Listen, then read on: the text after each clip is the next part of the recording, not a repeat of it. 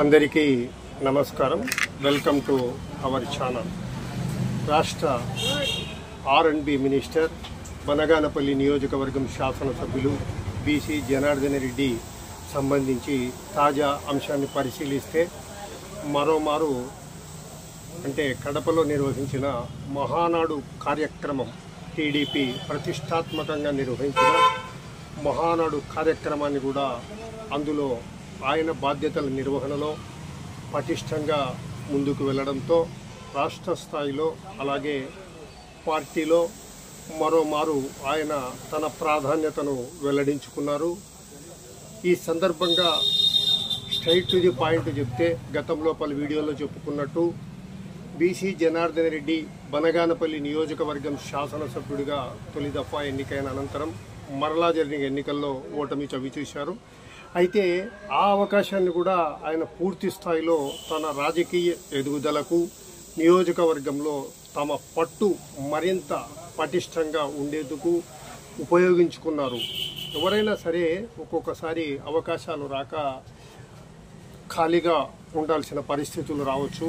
మరి అటువంటి సమయాన్ని మనము తామెంచుకున్న రంగంలో ముందుకు వెళ్ళడానికి, అవసరమైన దిశగా ముందుకు వెళ్ళడానికి ఉపయోగించుకుంటే ఖాళీ సమయం కూడా ఆ వ్యక్తి ఎంచుకున్న రంగంలో ముందుకు వెళ్ళడానికి ఉపయోగపడుతుంది. రెండవసారి ఓడిపోయిన తర్వాత మాజీ శాసనసభ్యుడిగా ఉన్న బీసీ జనార్దన్ రెడ్డి రాష్ట్రంలో తమ పార్టీ ప్రతిపక్షంలో ఉన్నప్పుడు కేవలం నియోజకవర్గానికే పరిమితం కాకుండా పార్టీ ఆదేశాల మేరకు ఉమ్మడి కర్నూలు జిల్లాలో అలాగే ఒంగోలు పార్లమెంటు పరిధిలో కీలక బాధ్యుడిగా పార్టీ ఆదేశాలను నిరంతరం పటిష్టాత్మకంగా పార్టీ ఆదేశాలను పూర్తి స్థాయిలో 100% ఫలితాలు సాధించే దిశగా ముందుకు వెళ్ళడంలో, అలాగే ఆయన ఒక దశలో మాజీ శాసనసభ్యుడిగా ఉన్నప్పుడు రిమాండ్కు వెళ్ళిన పరిస్థితులను ఎదుర్కోవడం, ఆ దశలో నియోజకవర్గంలో కూడా పార్టీ కార్యకర్తల్లో ఎక్కడా కూడా ఢీలా పడకుండా ముందుకు వెళ్ళడం, ఈ కోణంలో ఆయన పార్టీ జాతీయ అధ్యక్షుడు నారా చంద్రబాబు నాయుడు,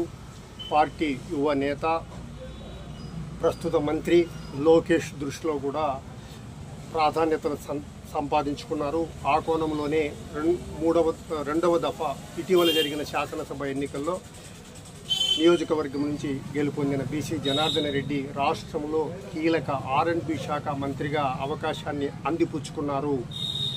అలాగే ప్రస్తుతం తాజాగా కూడా ఆయన కడపలో ప్రతిష్టాత్మకంగా నిర్వహించిన మహానాడు కార్యక్రమంలో ముందస్తు కార్యక్రమాల నిర్వహణలోనూ, అంటే మహానాడు కార్యక్రమానికి వచ్చే మహానాడు నిర్వహించే సభా ప్రాంగణాన్ని పరిశీలించే కార్యక్రమాల్లో ఇతర మంత్రులతో కలిసి కీలక భూమిక పోషించడమే కాకుండా ఆ మహానాడుకు విచ్చేసే వారికి రవాణా ఏర్పాట్లు, ట్రాఫిక్ నియంత్రణ, భోజన వసతులు వంటి కార్యక్రమాల్లో క్షేత్రస్థాయిలో ఉండి ఇతర మంత్రులతో సహా భాగస్వామిక కార్యనిర్వహణలో పూర్తి స్థాయిలో భాగస్వామికతో ప్రాధాన్యత సంతరించుకున్నారు. అలాగే తాజాగా మహానాడు రెండవ రోజు కార్యక్రమాల్లో ప్రజల సంరక్షణ, శాంతి భద్రతల పరిరక్షణ తీర్మానాన్ని ప్రవేశపెట్టారు. బీసీ జనార్దన్ రెడ్డి గారు మహానాడు వేదికపై ప్రవేశపెట్టారు. ఈ కార్యక్రమాల్లో సభా వేదికపై పార్టీ అధినేత నారా చంద్రబాబు నాయుడు, పార్టీ మరో యువ నేత నారా లోకేష్లతో వేదికపై పాల్గొనడం ద్వారా, ఈ కార్యక్రమాల ద్వారా మరోసారి పార్టీలో తన ఆధిక్యతను, తనకున్న ఆధిక్యత అనే కంటే కూడా తనకున్న ప్రాధాన్యతను, తనకున్న ఇంపార్టెన్స్ను అనేది ఆయన మరోసారి వెల్లడి చేసుకున్నారు. సో ఈ నేపథ్యంలో స్ట్రైట్ టు ద పాయింట్ చెప్పొచ్చేది ఏమంటే, ఎవరైనా సరే తామెంచుకున్న రంగంలో మధ్యలో నిర్వహణలో ఏవైనా ఆటుపోట్లు ఎదురైనా కూడా వాటిని